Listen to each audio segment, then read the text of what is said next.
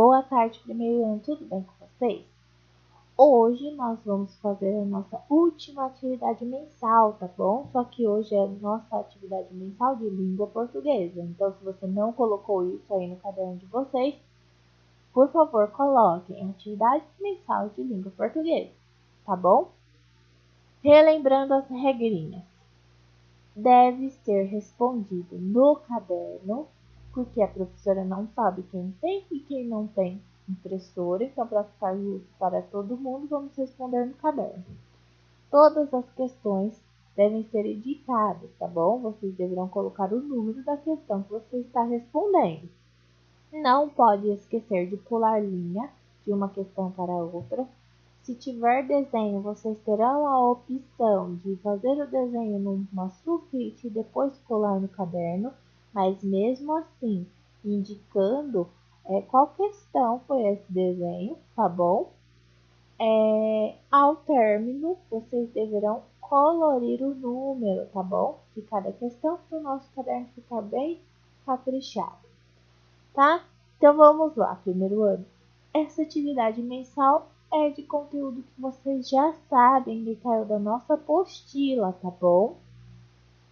Então coloca lá, depois que você escrever atividade mensal de língua portuguesa, pula uma linha, coloca o número 1 e escuta o que a professora vai pedir, tá bom? Olha só. Interprete o texto e depois responda as questões em seu caderno. E aí nós vamos começar a ler o texto. O texto fala assim, ó. Pipoca caramelizada. Tem até um desenho aqui, ó. Que lindinho da pipoca. Fala assim, ó. Ingredientes. Uma xícara de chá de milho. Uma xícara de café de óleo. E uma xícara de chá de açúcar.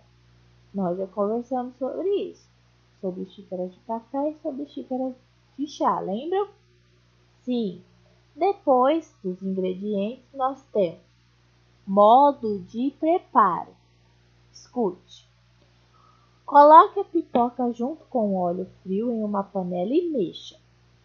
Assim que começar a aquecer, tampe a panela. Os milhos irão inchar e todos estourarão. Mantenha a pipoca reservada na panela. Em outra panela, coloque o açúcar e deixe derreter. Em seguida, jogue a pipoca que estava reservada e mexa bem, para que a pipoca fique toda caramelizada. Coloque em um recipiente, espere esfriar e sirva.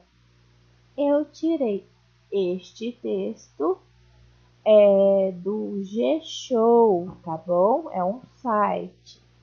E aí, nós temos as perguntinhas. Então, você fez o número 1.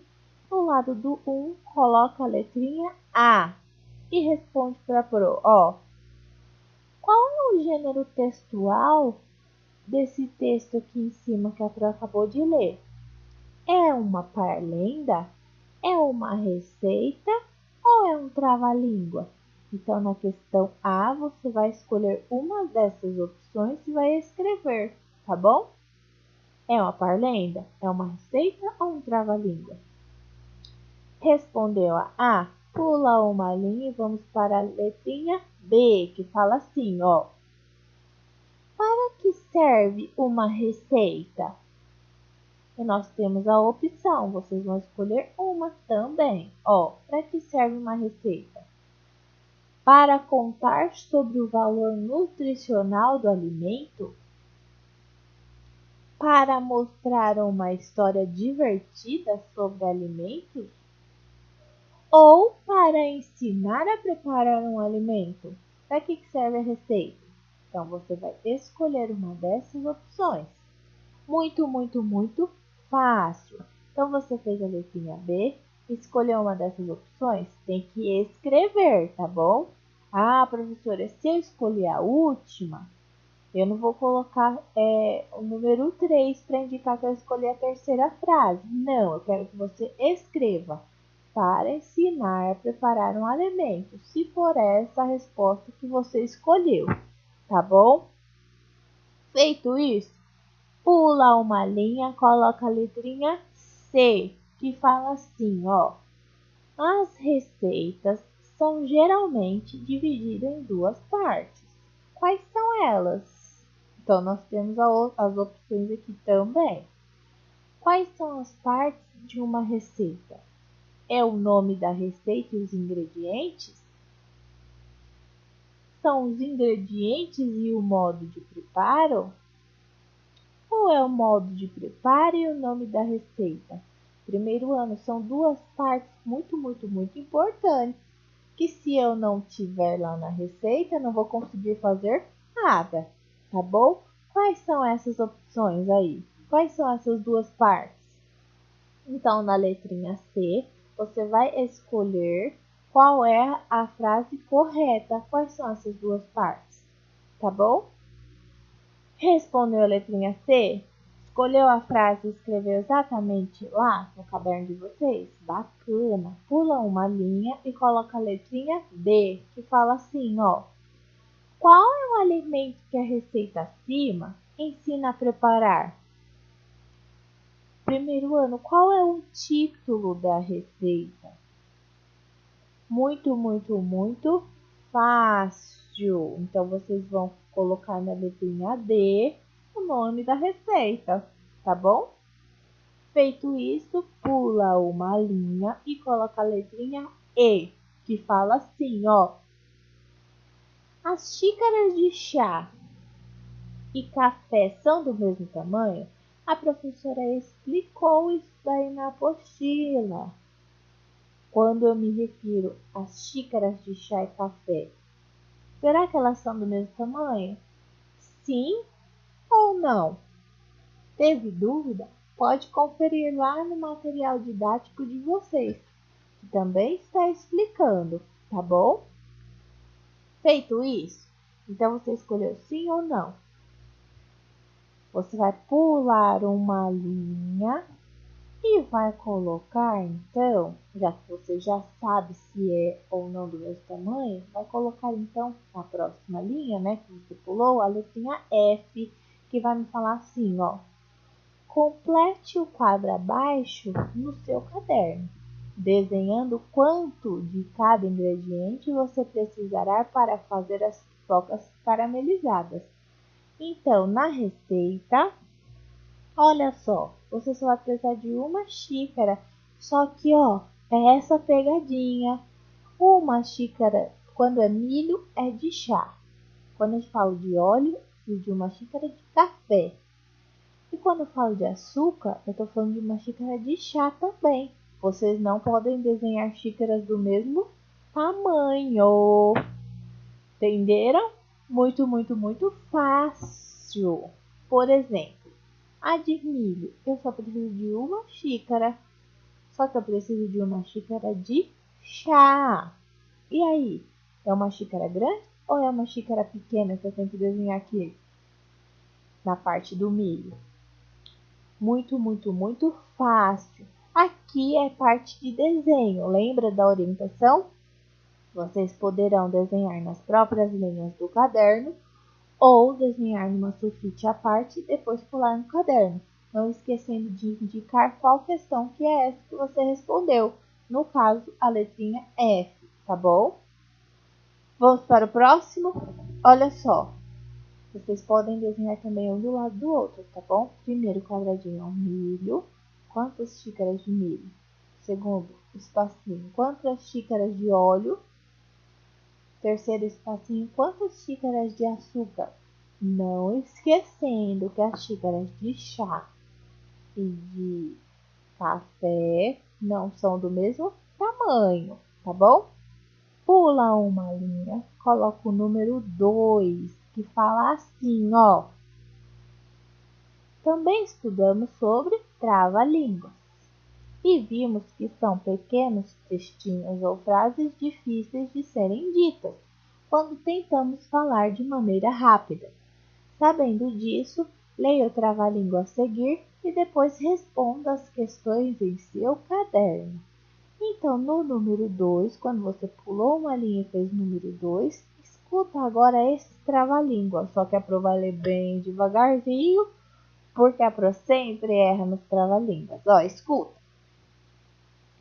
3 tigres tristes para 3 pratos de trigo.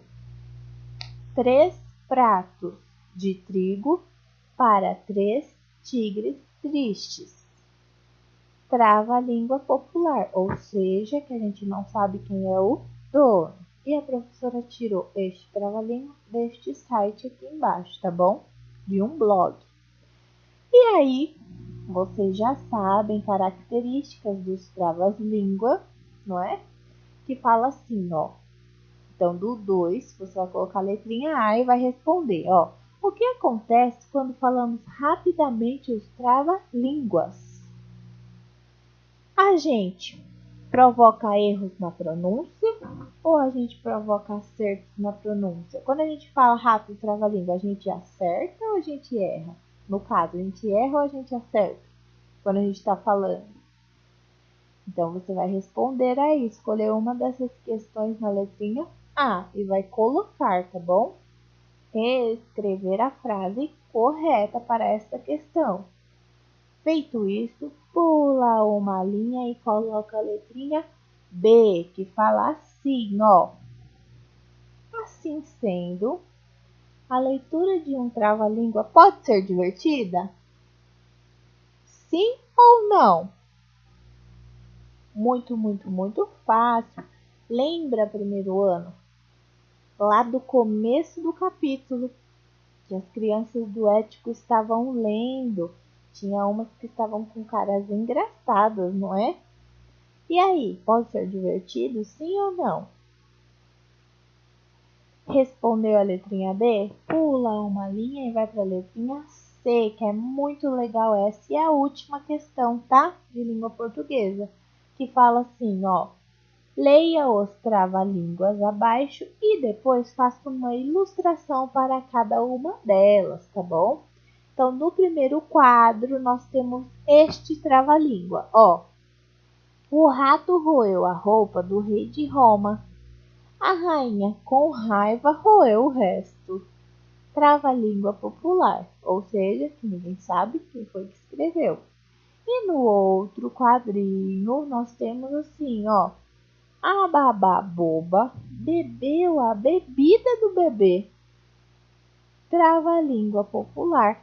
O que vocês vão desenhar então aqui no primeiro quadro? Que fala que o rato roeu a roupa e a rainha de tanta raiva roeu o resto. Eu quero só ver os desenhos lindos que vão aparecer. E no outro, fala da babá que bebeu a bebida do bebê. O que vocês vão desenhar aqui? Eu já estou ansiosa para ver os desenhos.